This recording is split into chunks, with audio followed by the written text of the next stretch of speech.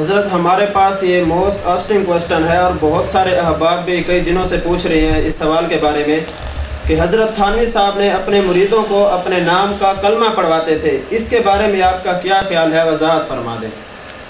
یار میں بعض اوقات حیران ہو جاتا ہوں کہ کیسا بھونڈا اور جھوٹا لفظ ہے کہ حکیم الامت مولانا اشرف علی تھانوی رحمہ اللہ اپنے مریدوں کو اپنے نام کا کلمہ پڑھواتے تھے۔ ایک بندے نے مجھے کہا، میں نے کہا تمہیں پتہ ہے یہ بات کس کتاب کی ہے؟ اجی مجھے نہیں پتہ۔ میں نے کہا کس رسالے کی ہے؟ اجی مجھے نہیں پتہ۔ اچھا اس رسالے کی کس صفحے کی ہے؟ اجی مجھے نہیں پتہ۔ اچھا یہ پتہ ہے یہ رسالہ لکھوایا کس نے؟ حضرت تھانوی کی تالیف تھی یا حضرت تھانوی رحمۃ اللہ علیہ کے ملفوظات تھے؟ اور وہ واقعہ کیا تھا، بات کیا تھی، کچھ پتہ ہے؟ اجی ایسے سنا ہے وہ پڑھواتے تھے لا الہ الا اللہ اشرف الرسول اللہ لعنت اللہ علی الکاذبین، کہ حضرت تھانوی نے پڑھنے کا حکم دیا ہو یا حضرت تھانوی نے پڑھوایا ہو یا حضرت تھانوی نے فرمایا ہو چلو میں تمہیں لکھ کے دے رہا ہوں یہ کلمہ پڑھو۔ 100% جھوٹ، کذب، بہتان، افتراء ہے۔ حقیقت حال اگر دیکھیں نا آپ کو سمجھ ہے۔ یہ رسالہ الامداد ہے، 1915 میں چھپا ہے، آج اس کو 105 سال ہو گئے اس دھرتی پہ آئے ہوئے۔ یہ صرف مرزا صاحب کو نظر آ رہا ہے، باقی اور کسی کو نظر نہیں آ رہا۔ بابا اس میں واقعہ کیا ہے؟ صفحہ 34 اور 35 اٹھائیں اور پورا واقعہ پڑھ کے رکھ دیں اور پھر آپ جا کر دیکھیں کہ وہ بات ہے کیا۔ میں آپ کے سامنے وہ رسالے سے الفاظ پورے پڑھ کے دے دیتا ہوں تاکہ آپ اس میں آسانی سے سمجھ جائیں کہ بات ہے کیا، اور حضرت تھانوی رحمۃ اللہ علیہ کا اس واقعے کے بارے میں جو بات کہی جا رہی ہے اس بات کو کس حد تک مانا جائے اور اس حد تک مان کے پھر ہم کس حد تک اس کو آگے چلائیں۔ یہ ہے صفحہ 35، یہ انشاءاللہ لگ جائے گا، آپ اس میں دیکھ لینا ویڈیو میں۔ یہ صفحہ 34-35 ہے۔ ایک شخص کہتا ہے کہ میں نے خواب دیکھا اور میں خواب میں کلمہ طیبہ لا الہ الا اللہ محمد الرسول اللہ پڑھنا چاہتا ہوں اور میں آپ کا مرید ہوں، لیکن میرے منہ سے محمد الرسول اللہ کا لفظ نکلتا نہیں ہے، بالکل مجبور ہو جاتا ہوں۔ اتنے میں آپ ہی کا نام، یعنی مولانا اشرف علی کہہ رہا ہے کہ میں آپ ہی کا نام اس کا لے لیتا ہوں اور وہی پڑھنا شروع کرتا ہوں۔ پھر میرے دل میں آتا ہے غلط پڑھ رہا ہے، میں صحیح پڑھنا چاہتا ہوں پر میں مجبور ہوں، میں صحیح پڑھ ہی نہیں سکتا۔ یہ پوری پھر میرے منہ سے یہی نکل جاتا ہے، پھر یہ نکل جاتا ہے، پھر میں صحیح پڑھنا چاہتا ہوں۔ آخر میں لڑ کھڑا کر اٹھ گیا، میرے اوپر رکت طاری ہو گئی، زمین پر لیٹا ہوا تھا، زور سے چیخ ماری، ہے کیا ہو گیا؟ لیکن میرے اندر کسی قسم کی کوئی طاقت باقی نہیں رہی۔ اتنے میں میری آنکھ کھل گئی، میں بیدار ہو گیا۔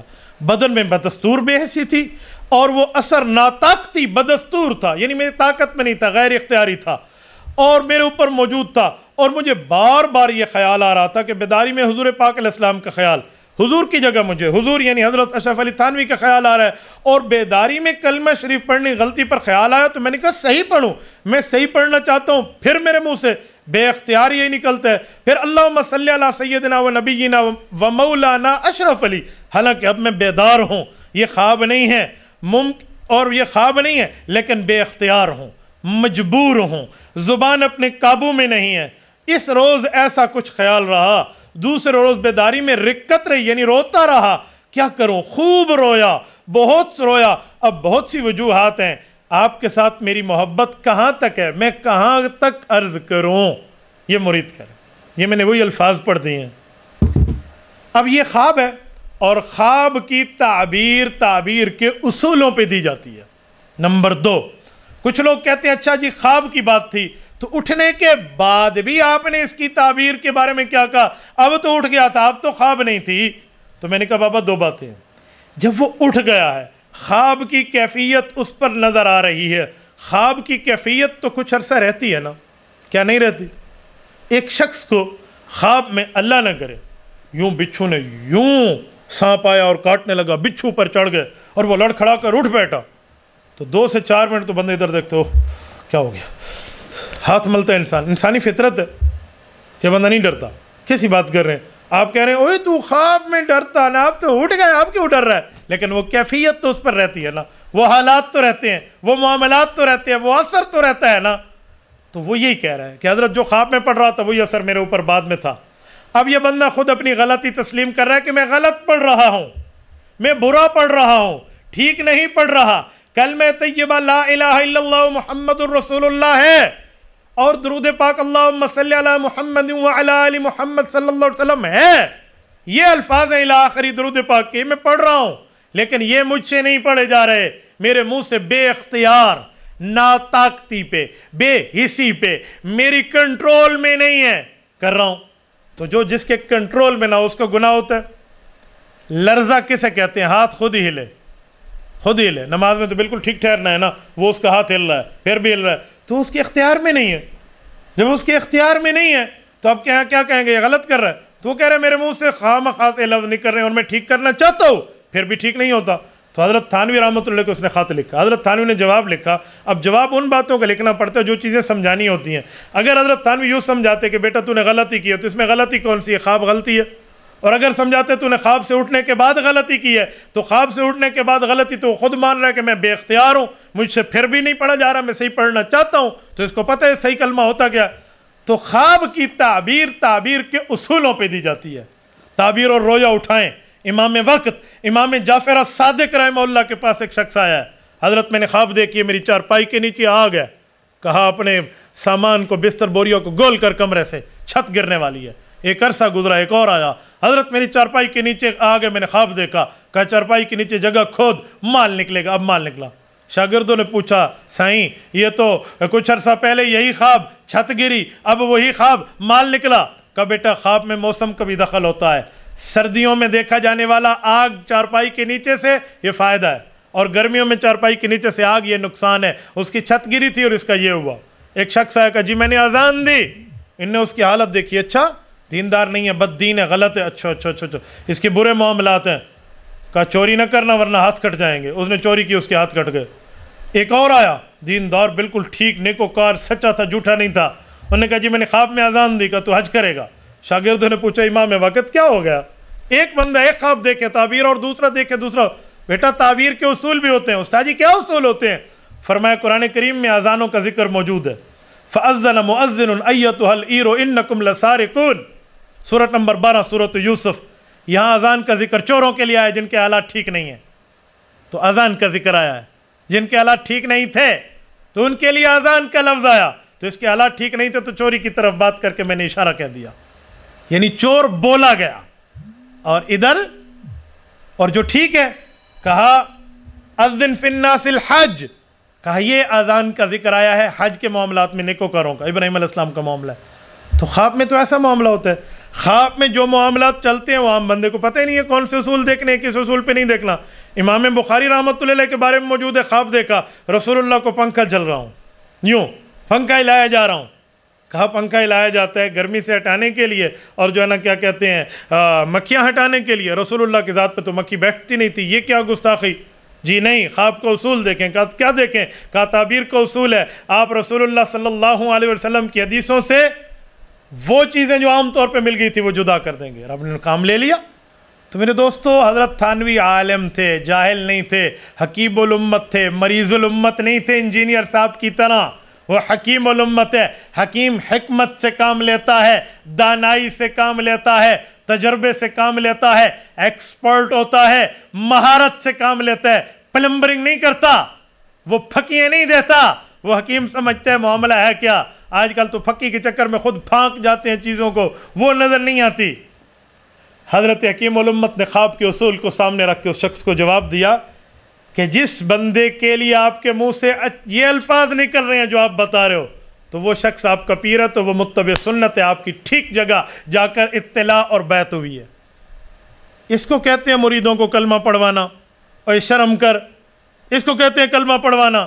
اچھا میں ایک بات کرتا ہوں، اگر اسے کلمہ پڑھوانا کہتے تو پوری زندگی میں ایک بندے کو پڑھوایا، اور کلمہ تو وہ ہوتا ہے جو سب کو پڑھایا جائے، کلمہ تو وہ ہوتا ہے جو ہر آن، ہر لحظہ، ہر لمحہ، ہر وقت بولا جائے، ہر کسی کو کلمے کی دعوت، کلمے کی دعوت، کلمے کی دعوت۔ کلمہ تو ہوتا ہے وہ جو ہر کسی کو کلمے کی دعوت دے، ہر کوئی کلمہ پڑھتا ہے۔ کیا اس واقعے کے علاوہ پوری زندگی میں حکیم الامت نے کلمے کو حکم دیا؟ جی نہیں۔ کبھی لکھا؟ جی نہیں۔ کہا؟ جی نہیں۔ پڑھا؟ جی نہیں۔ پڑھوایا؟ جی نہیں۔ اور مرزا صاحب تھوڑی سی ایتھکس ہوتی ہیں، اصول ہوتی ہیں، کوئی شرم اور حیا ہوتی ہے، پھر جا کر بندہ بات، اس کو کلمہ پڑھوانا کہتے ہیں۔ تمہارے بابے کلمہ پڑھواتے رہے، اور اگر میں یوں بولوں تمہارا انجینئر جھوٹ پہ جھوٹ بولتا رہا، پھر یار وہ بات کرو جو بات کرنے کی ہے۔ انصاف کا اگر خون نہیں ہو گیا نا، اور اگر انصاف کا خون آپ نے نہیں کیا تو یہ بات ببانگے دول موجود ہے۔ 1915 کی بات کر رہا ہوں، تمہارے بابے کلمہ پڑھواتے رہے، کس بنیاد پر بات کر رہے ہو یار؟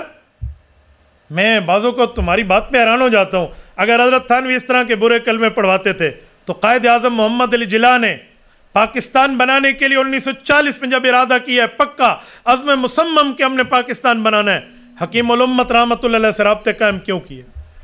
حکیم الامت کی طرز پہ جناح کیپ جو آج ہے وہ تھانوی کیپ تھی, وہ کیوں پہنی؟ قائد اعظم نے حکیم الامت کی منشا پہ ہاتھ میں عصا کیوں رکھا؟ 3 پیس چھوڑ کے قائد اعظم نے شیروانی حکیم الامت حضرت تھانوی کے کہنے پہ کیوں رکھی؟ حکیم الامت کے 2 شاگردوں کو مانگ کر اپنا ساتھ کیوں دیا؟ مولانا ظفر احمد عثمانی, مولانا شبیر احمد عثمانی, ان کو ساتھ رکھا, ان سے جنازہ پڑھوایا علامہ شبیر احمد عثمانی نے. تو آپ کیا کہنا چاہتے ہو؟ وہ گستاخ رسول کے پاس گئے تھے جو اپنے نام کا کلمہ پڑھوا رہے تھے. پوری رہتی دنیا حکیم الامت کا نام لے کے دنیا جانتی ہے اس شخص کا کیا کام ہے. رہتی دنیا تک ان کے ریکارڈ اصلاح موجود ہے اور ان کی ملفوظات موجود ہیں, ان کی کتب موجود ہیں. شیخ الاسلام مفتی تقی عثمانی دامت برکاتہم فرماتے ہیں میری زندگی کا نچوڑ ہے, کسی بندے کی زندگی کا رخ دین کی طرف بدلانا ہو تو حکیم الامت کے خطبات اور ملفوظات سے بڑھ کے ان کے پاس آپ کے پاس کوئی چیز نہیں ہے جو اس طرح آپ پیش کر اور اس کی عام فہم انداز میں وہ سمجھ سکے. حکیم الامت کے ملفوظات میں قرآن اور حدیث کا مجموعہ, شریعت کی باتیں اور ایسی ایسی چیزیں آپ کو عام آدمی کے لیے مل جائیں گی. ورنہ کوئی عالم ہو تو وہ استدلالات نصوص سے کر لے, لیکن عام آدمی کے لیے تو اس سے بڑھ کے اور کیا چیز ہے جو اس کو تو غنیمت مل گئی. تو حکیم الامت کے اوپر ایسا جھوٹ بہتان کلمہ پڑھواتے رہے. میں کہتا ہوں یہ کائنات ختم ہو سکتی ہے, زمین پھٹ سکتی ہے, آسمان پھٹ کر نیچے آ سکتا ہے. قرآن کریم میں وَإِذَا السَّمَاءُ كُشِطَتْ, آسمان کو چھیلا جا سکتا ہے. وَإِذَا الْأَرْضُ مُدَّتْ, زمین توڑی جا سکتی ہے. وَإِذَا الْبِحَارُ سُجِّرَتْ, سمندر ابل کے باہر آ سکتے ہیں. وَإِذَا الْقُبُورُ بَعْثِرَتْ, قبریں اکھیڑ کے بندے اللہ قیامت میں باہر نکال سکتے ہیں. وَإِذَا الْكَوَاكِبُ انتَثَرَتْ, ستارے جھڑ سکتے ہیں. وَإِذَا الْعِشَارُ عُطِّلَتْ, اپنے مال کو چھوڑا جا سکتا ہے. وَإِذَا الْوُحُوشُ حُشِرَتْ, دنیا جہان کے وحوش کو ایک جگہ واشیوں کو اکٹھا کیا جا سکتا ہے. لیکن قیامت تک انجینئر کیا وَلَوْ كَانَ بَعْضُهُمْ لِبَعْضٍ ظَهِيرًا, اس کی پوری ملت مل جائے نا, حضرت تھانوی کلمہ پڑھواتے رہے یہ لفظ ثابت نہیں کر سکتا. اتنا بڑا جھوٹ, بہتان, کذب, الزام, یہ انجینئر صاحب آپ کو زیب دیتا ہے. یہ آپ ہی کا کام بنتا ہے کہ آپ جیسے لوگ اس طرح کا جھوٹ بولیں. وہ کہتے ہیں اذا اتتک مذمتی من ناقص فی شہادت لی بانی کامل. سنو لوگو, اگر میری مذمت کرنے والا, میرے اوپر تنقید کرنے والا کوئی ناقص میری تنقید تمہیں دے دے تو سمجھ جانا وہ ناقص مجھے تنقید کا نشانہ اس لیے بنا رہا ہے کہ میں کامل ہوں. عجیب بات ہے.